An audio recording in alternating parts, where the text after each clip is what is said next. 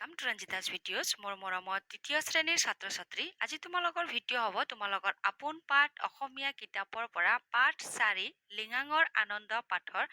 আটাইবোৰ ক্ৰিয়াকলাপত দিয়া প্ৰশ্নৰ উত্তৰ পাঠ ভিত্তিক প্ৰশ্নৰ উত্তৰ আলোচনা কৰিম লগতে আলোচনা কৰিম মৰমৰ ছাত্ৰ ছাত্ৰী অতিৰিক্ত প্ৰশ্নৰ উত্তৰো তোমালোকে জানাই তোমালোকক পাঠ ভিত্তিক প্ৰশ্নৰ লগতে পৰীক্ষাত তোমালোকক অতিৰিক্ত প্ৰশ্নও আহে আজি পাঠ ভিত্তিক প্ৰশ্নৰ উত্তৰ লগতে অতিৰিক্ত প্ৰশ্নৰ উত্তৰো আলোচনা কৰিম তোমালোকে যদি চেনেলত নতুনকৈ আহিছা চেনেল সাবস্ক্ৰাইব কৰি থৈ দিবা নতুন নতুন ভিডিঅ' নটিফিকেশ্যন পোনপ্ৰথমতে পাবা তোমালোকৰ কিতাপৰ বহুতো পাঠৰ প্ৰশ্ন উত্তৰৰ ভিডিঅ' মোৰ চেনেলত আছে এতিয়ালৈকে চোৱা নাই যদি চাই ল'ব পাৰিবা পাঠ 4 লিঙাঙৰ আনন্দ এতিয়া আমি পাঠ ভিত্তিক প্ৰশ্ন উত্তৰ প্ৰথমতে আলোচনা কৰিম ক্ৰিয়াকলাপত দিয়া হৈছে অৰ্থৰ সৈতে চিনাকি হওঁ আহা শব্দৰ অৰ্থ তোমালোকে কিতাপৰ পৰাই মুখস্থ কৰি থৈ দিবা এতিয়া 1 নম্বৰ দিয়া হৈছে প্ৰথমে কোৱা তাৰ পাছত লিখা ক প্ৰশ্ন মোহনহঁতৰ গাঁওখন অনুপমহঁতৰ গাঁৱৰ পৰা কিমান দূৰৈত প্ৰশ্নবোৰৰ উত্তৰ এতিয়া লিখিয়ে ৰাখিছো মই আলোচনা কৰিম ক প্ৰশ্ন দিয়া হৈছিলে মোহনহঁতৰ গাঁওখন অনুপমহঁতৰ গাঁৱৰ পৰা কিমান দূৰৈত উত্তৰ মোহনহঁতৰ গাঁওখন অনুপমহঁতৰ গাঁৱৰ পৰা 7 কিলোমিটাৰ মান দূৰৈত খ প্ৰশ্ন আলি আই লিগাং উৎসৱ কেতিয়া পালন কৰা হয় উত্তৰ প্ৰতি বছৰে ফাগুন মাহৰ প্ৰথম বুধবাৰে আলি আই লিগাং উৎসৱ পালন কৰা হয় গ প্ৰশ্ন আলি আই লিগাঙত মিচিং ডেকা গাভৰুৱে পিন্ধা কাপোৰ দুযোৰৰ নাম কি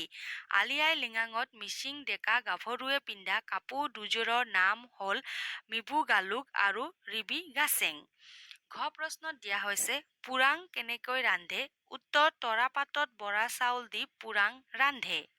উঙ্গ প্ৰশ্নত দিয়া হৈছে অনুপমে পুৰাং খাবলৈ কিয় থেৰগেৰ কৰিছিল উত্তৰ আগতে নেদেখা খাদ্য বস্তুবোৰ দেখি অনুপমে পুৰাং খাবলৈ থেৰগেৰ কৰিছিল মৰমৰ ছাত্ৰ ছাত্ৰী তোমালোকে ইয়াৰ পৰা উত্তৰ নিজৰ উত্তৰ বহীত টুকি থৈ দিবা ঠিক আছে পাঠ ভিত্তিক প্ৰশ্নত ইমানে প্ৰশ্ন দিয়া হৈছে অংগলৈকে প্ৰশ্ন দিয়া হৈছে ভালকৈ চাই ল'বা আৰু নিজৰ উত্তৰ বহীত টুকি থৈ দিবা এতিয়া আমি অতিৰিক্ত প্ৰশ্নৰ উত্তৰবোৰ আলোচনা কৰিম অতিৰিক্ত প্ৰশ্নত চোৱা আলি আই লিগাং কি উৎসৱ হয় বা অথবা মই লিগাং বুলিয়ে লিখিছো আলি আই লিগাং কৃষি উৎসৱ হয় ঠিক আছে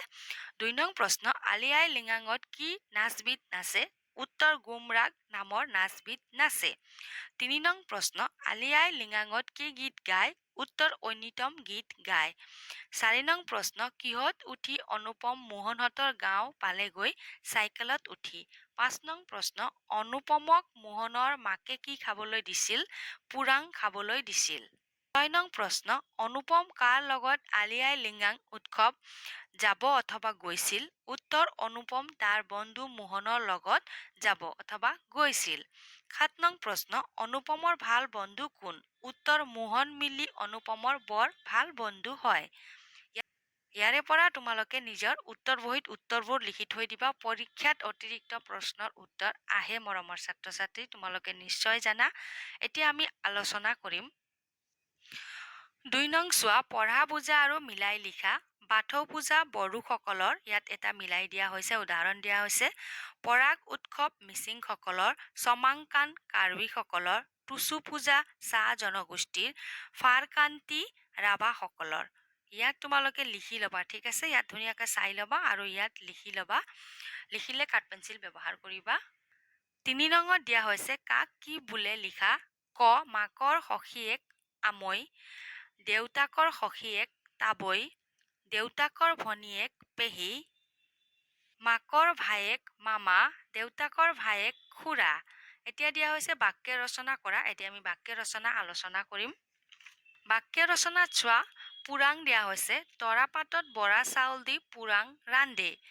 মিবু গালুক আলি আই লিগাং উৎসৱত ডেকাবোৰে মিবু গালুক সাজ পিন্ধে ৰিবি গাছেং আলি আই লিগাঙত ছোৱালীবোৰে ৰিবি গাছেং পিন্ধে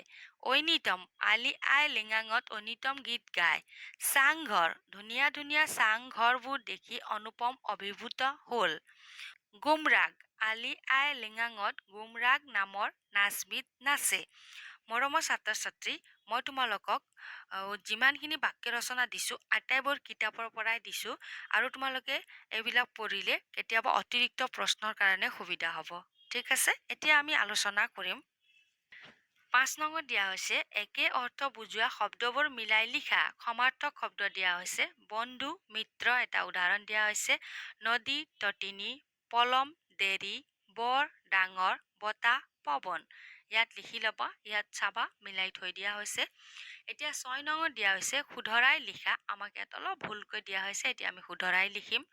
ক, মিচিংসকলে লিঙাং উৎসৱ চত মাহত পাতে, নহয় ফাগুন মাহত পাতে।